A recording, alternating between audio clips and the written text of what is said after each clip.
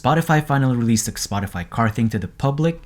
Unfortunately, I didn't get chosen when they were giving this away for free via invitation only over the summer of 2021, but it's finally here and I've been using it for a few days now, and today we are going to take a look at what it is, what it does, and who will benefit from it.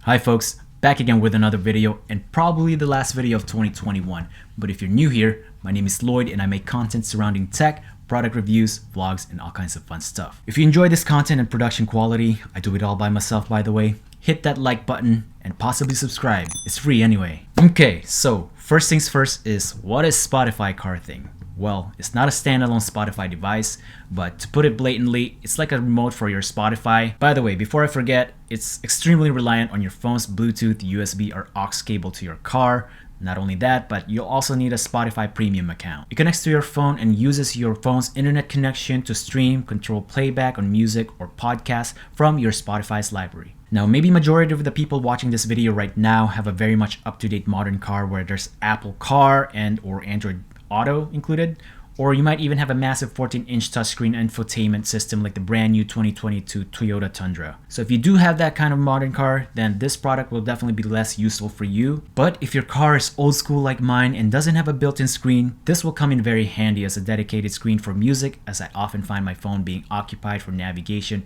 and or other non-music related shenanigans. So in the box, obviously it comes with the screen car thing device itself. It's a 4-inch capacitive touchscreen and it's pretty lightweight and super thin, and it comes with the Spotify tab branding right here, which I will probably remove because I don't want car prowlers to know it's a Spotify device. Anyway, it comes with 3 mounting options: CD, dash, and for your vent, a 12-volt power adapter with a 2 USB-A port, a braided USB-A to USB-C cable, cable clips, cleaning cloth, and your good old technical documentations. Setup is pretty straightforward, just pick the mount you want. Personally, for me, my phone occupies the CD vent because of the navigation, MagSafe, and call purposes and whatnot, so I will use the vent mount instead. Once you've picked your mount, the magnetic puck actually connects to any direction you want, and it has a bit of a tilt to it to meet your desired viewing angle. It's almost like a MagSafe, and it's a great way to easily dismount the device if you want to hide it, or maybe if you want to put it in a different vehicle. Next is the USB car adapter and the USB cable comes with. Obviously you gotta have a power source, so I'm using my power bank for now, and just plug it in and it should power on. Once that's done, all you have to do is pair it with your phone by using your phone's Bluetooth connection, as I mentioned before, kind of like what you see in this video right now as well.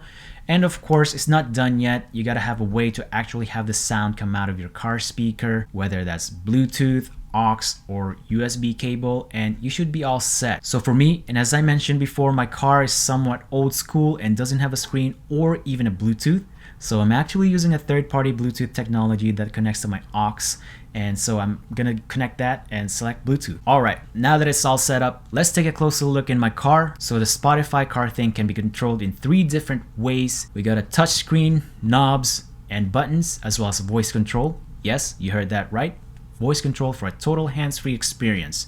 The touchscreen is surprisingly bright enough and somewhat adjusts to the type of lighting you have in the different environments, and the user interface looks familiar to our phone's Spotify app. You can scroll and browse around, swipe the screen, and change songs, and you can also go to your library. But of course, when driving, that isn't too ideal, and you might as well just stick with your phone. So this is where the knob and button comes into play. The knob's for volume, browsing, and selecting things, and the knob is actually clickable, and when you click into the button, it'll select whatever you want to select. The button below the knob acts as a back button, so if I want to go back on a certain selection, or maybe I accidentally selected the wrong one, I can just press the button and it'll send me back to the previous page. But if I'm already in the home menu, this tiny button also acts as a way to instantly take me to the now playing screen. Now the top of the device comes with 5 mini buttons. The first 4 are instant access to a playlist that you have saved.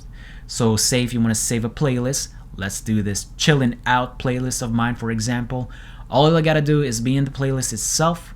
So it'll play a song, pause it, and hold whichever top button you want to save it to. So for me, the first button, and as you can see right here, and from there it will save it. As I mentioned, it comes with 5 buttons though, and the 5th one will actually take you to your settings page. In here, you can control whether to turn on or off your microphone, as well as select or add a new phone to connect to this device. Now, I'm not exactly sure how many phones you can connect to this Spotify car thing, but definitely another device can be connected. So if you and someone else have a Spotify premium account, then they can also pair their phone to your Spotify car thing. Under options, there really isn't much in it right now other than this air vent interference thing, which is just best practices on how to prevent your car ventilation air from interfering with your microphone. Maybe in the future there might be over-the-air updates via Bluetooth, kind of like your Bose headphones or something like that, but who knows. Speaking of mics, there are 4 mics on top of the device as well that does a great job of picking up your voice. Just say, "Hey Spotify,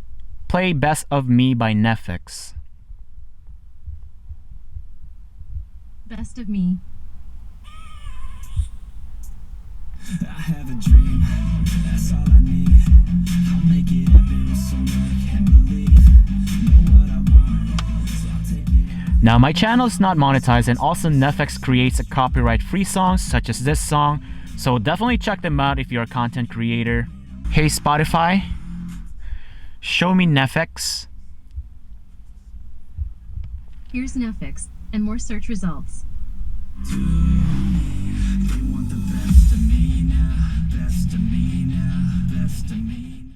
Anyway, you get the gist of it. It works similar to Siri, Alexa, or Google Assistant, but it's specifically catered to Spotify, so don't expect it to show you, say, like weather forecasts, stocks, directions, and stuff like that. Anyway, once you're done driving around and you turn off your car, the Spotify car thing automatically turns off as well, as it relies on the power source, so you don't have to manually turn it off or on. Alright, so just to wrap this video up, the Spotify car thing is a great addition to your car music needs. The whole device is pretty intuitive, but the touchscreen is not as fast as, say, our smartphones, and it somewhat lags quite a bit. Another thing is I wish there was a sound equalizer option, unless your car comes with a reputable speaker similar to mine, like JBL for instance.